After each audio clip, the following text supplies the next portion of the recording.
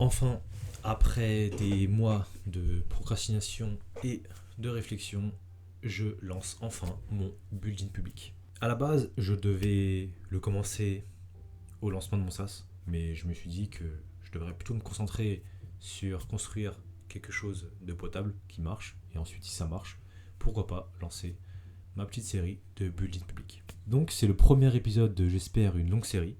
L'idée de cet premier épisode, c'est de présenter un peu mon SaaS, et ensuite de vous décrire un peu mon parcours, comment je suis arrivé à faire mon SaaS, quelles sont les galères que j'ai rencontrées, quelles solutions j'ai trouvé pour régler ces galères, mes objectifs, qu'est-ce qu'on a atteint aussi comme palier au niveau de mon SaaS. Peut-être en parler, ce sera intéressant. L'idée, c'est de vous partager mon parcours, de vous partager mes expériences, et au fur et à mesure, on avance ensemble. Je vous partage mes galères, mes réussites, ce que j'apprends, ce que je découvre, et l'idée, c'est de l'emmener le plus loin possible, tout simplement. Et puis peut-être qu'après j'en ferai d'autres séries, d'autres SaaS, à voir. Donc, pour ceux qui ne me connaissent pas, je m'appelle Kevin, j'ai 23 ans et je fais des SaaS. Mon parcours, il n'a pas du tout été de base dans l'informatique ou dans les SaaS, ou quoi que ce soit qui a à voir avec ça. J'ai un parcours plutôt professionnel, j'ai fait un CAP carrosserie, pour ceux qui connaissent. Je ne suis même pas allé jusqu'au bac, je me suis arrêté au CAP. Donc c'était en alternance. J'ai pas du tout aimé ça en fait. Clairement pas. Dès que j'ai eu mon CAP, la première chose que j'ai faite, c'est aller directement en restauration. Parce que c'est un domaine qui m'intéressait un peu plus. En plus, où je voulais être un peu plus autonome, avoir un peu d'argent, etc. Donc je me suis lancé dans la restauration. J'ai travaillé d'abord en restauration rapide. Après, je suis resté presque 3 ans en restauration un peu plus conventionnelle. J'étais pizzaiolo. Donc je suis resté 3 ans pizzaiolo. Mais c'est pendant le Covid en fait que j'ai réalisé que j'aimais pas non plus. Enfin, j'aimais bien ce domaine-là, mais je me voyais pas continuer sur le long terme. C'est pas quelque chose qui me passionnait non plus. Et j'avais toujours un peu cet attrait pour la technologie, etc. Donc je me suis un peu essayé à la programmation et puis j'ai découvert que je kiffais ça.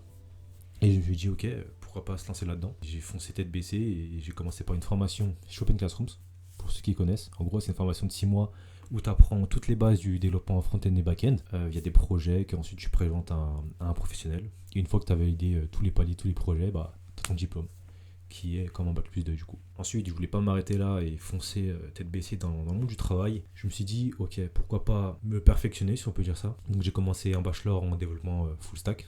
C'était l'intitulé du diplôme. Aussi un peu de DevOps. C'est une formation d'1 an en alternance.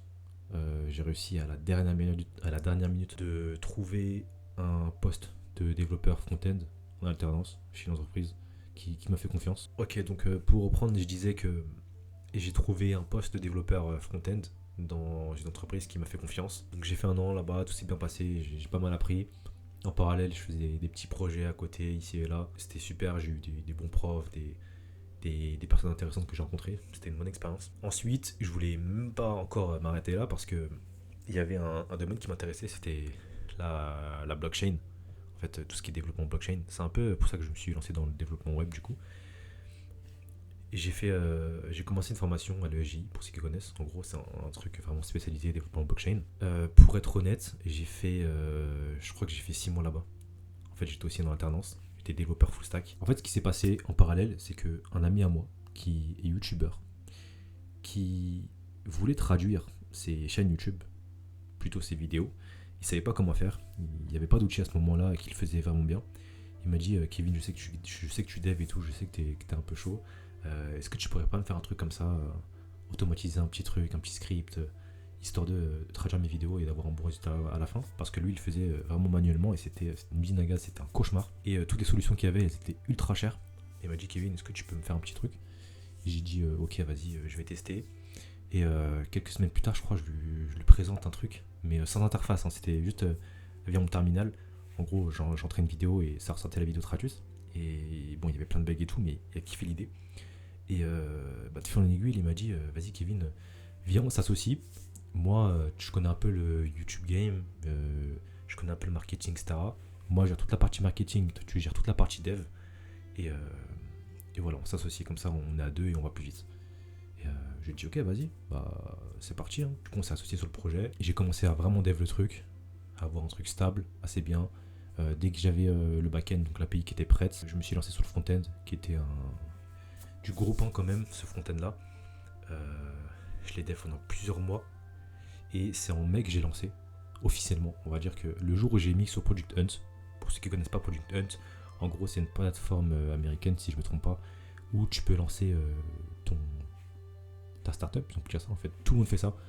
Tu lances ta startup à minuit, je crois que c'est à l'heure de San Francisco, en même temps que plein d'autres personnes. Et le but, c'est d'arriver dans le haut du classement avec le plus de votes possible. Et donc, le plus haut tu es dans le classement, le plus haut tu as de visibilité, le plus haut tu as de visiteurs, et le plus haut tu as de chances d'avoir de potentiels acheteurs. Et donc, j'ai lancé ce Project Hunt. On peut dire que ça a bien marché. Je crois que j'étais à la 6ème place et j'ai eu pas mal de trafic. J'étais très content. Mais on n'a pas réussi à convertir. En regardant en arrière, comme ça, je dirais que c'est à cause de nos prix. En fait, on a fixé trop nos prix un peu trop haut. On s'inspirait d'une stratégie de Alex Hormozy. C'est un Américain qui est, on va dire, dans le domaine du marketing, etc. Et il est très très chaud. Je vous conseille d'aller voir son contenu. Je vous fais un résumé, mais en gros, on a galéré ensuite pendant les plusieurs mois qu'on suivit. On a eu 0 vente. Hein. Presque, peut-être un ou deux clients. Dès qu'on a eu le premier client, on était hyper contents. Mais avant d'aller plus loin dans l'histoire, ce serait peut-être bien que je vous présente ce que c'est quand même, l'outil. Donc en gros, comme je vous l'ai dit, c'est un SaaS, donc directement sur le web, rien d'installer. Tu rentres l'URL, tu t'inscris avec Google. Et l'idée, c'est que tu importes simplement ta vidéo, que ce soit via un lien YouTube ou via un fichier. Tu choisis là ou les langues que tu veux traduire. Tu traduis, tu crées le projet, tu relis si tout est ok, et là tu lances la traduction, et ça va cloner ta voix, là donc la voix originale dans la vidéo. Ça va cloner aussi les voix, parce que c'est possible qu'il y a plusieurs personnes dans la vidéo. On va cloner tout ça, et ensuite tu as une vidéo traduite, comme si c'était un doublage professionnel. Bon, et je dis pas qu'on arrive à une telle qualité de production professionnelle, mais on essaie de s'en rapprocher en tout cas. Et l'idée, c'est qu'à la fin, tu as ta vidéo traduite. Il y a même des options de personnalisation. Tu peux ajouter des voix qu'on a déjà enregistrées. En fait, on propose des voix dans notre librairie.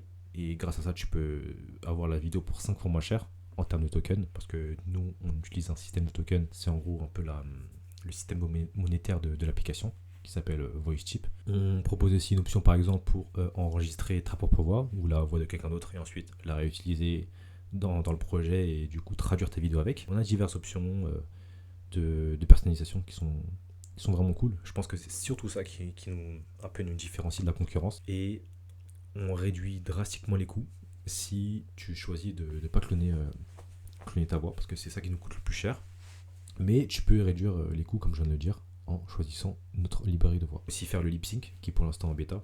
En gros, tu appuies sur un bouton et une fois que ta vidéo est traduite, tu peux activer le lip sync et ça va synchroniser les lèvres de la personne qui parle dans la vidéo avec le son, et ça permet d'avoir un résultat plus réaliste. Donc pour reprendre un peu le parcours de VoiceChip, on a lancé, on est arrivé à un point grâce à un gros client, on avait atteint 1000 € de MRR. Voilà, pour être franc avec vous, c'est les chiffres qu'on avait atteints.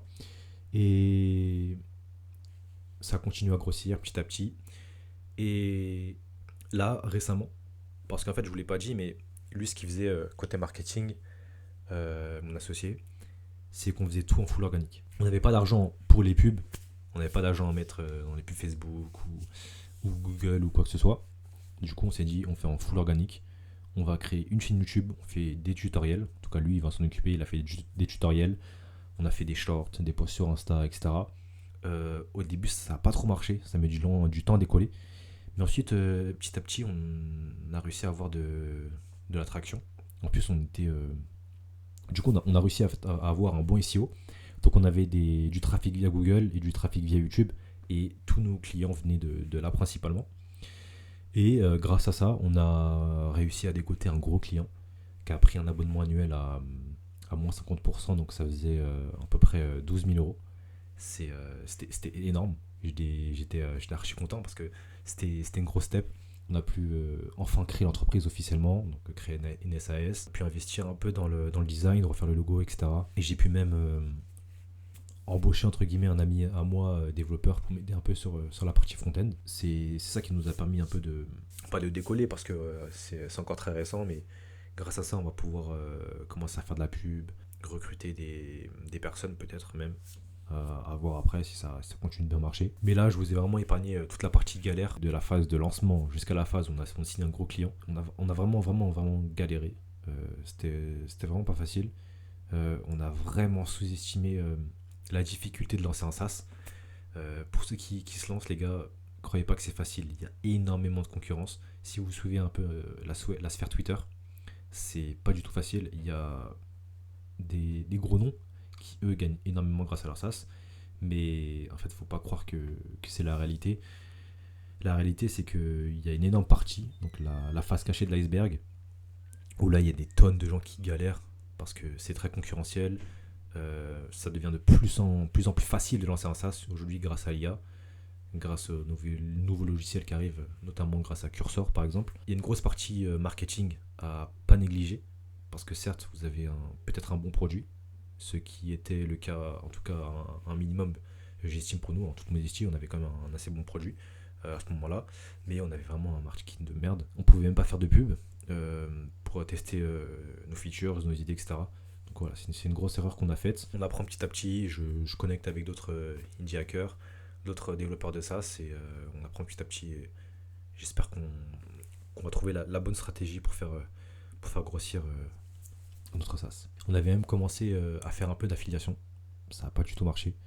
Je crois qu'on a eu peut-être 1 ou 2 ventes via l'affiliation. C'est vrai qu'on l'a pas du tout mis en avant.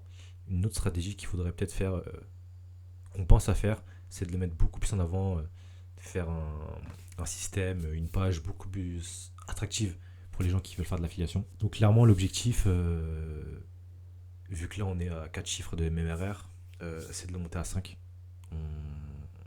On peut essayer de le faire avant 2025.